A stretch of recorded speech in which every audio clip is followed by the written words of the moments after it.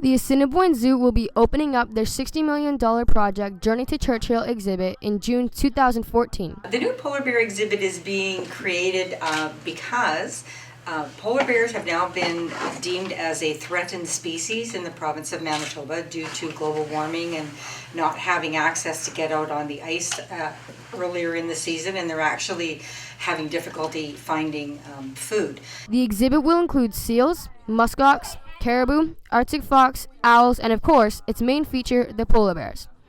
The Journey to Churchill exhibit is designed to look more like Churchill and their natural habitat. It's quite large. It's one exhibit is 20 times larger than the one that Debbie lived in, so it's going to be quite a change for them.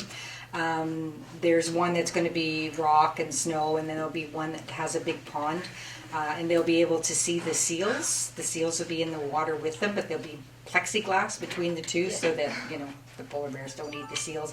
But that's considered enrichment because the polar bears are seeing the seals, so it'll make them swim more, and the seals are seeing the polar bears, and it'll make them swim even faster. And then the last one has a lot of hills, and it'll have trees and shrubs that are indigenous to the Churchill area. So it gives them a wide variety of things to explore. It's going to be a world-class facility. We're all really looking forward to watching polar bears and seals interact through the glass, and just to see Hudson go and all our polar bears get into a nice big exhibit where they can roam around and be bears. Currently at the Winnipeg Zoo, there are 3 polar bears: Storm, who just turned 3, Aurora, the newly named 11-month-old girl named after the Northern Lights or the Aurora Borealis, and of course Hudson, who is 2.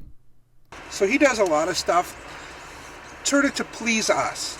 We're sort of his family, and when he sees us, he sees himself. So when he's out there having fun, playing with his toys, he's going to look back and watch for us and make sure that we're all watching him and giving him that praise that he was a good boy and he got to do that.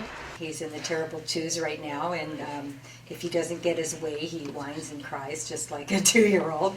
But the keepers are working with him to get him used to his surroundings. The thing with Hudson is that he grew up without a mom, so he didn't have a mother to teach him proper polar bear behavior, so the keepers are having to do that. We also want to give him enrichment or toys, stuff like that for them to play with so that they're not getting bored.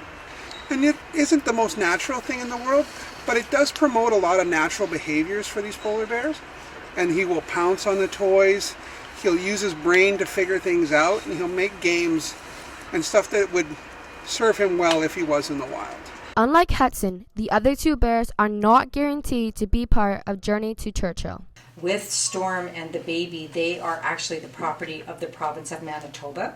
So we're just looking after them for the province. They have the final decision. Actually, the minister has the final decision on what happens with those bears, because we want to make sure that any bear that leaves here goes to another facility that is as good as the one they're in. We don't want bears going to Mexico anymore. It's just not appropriate for them.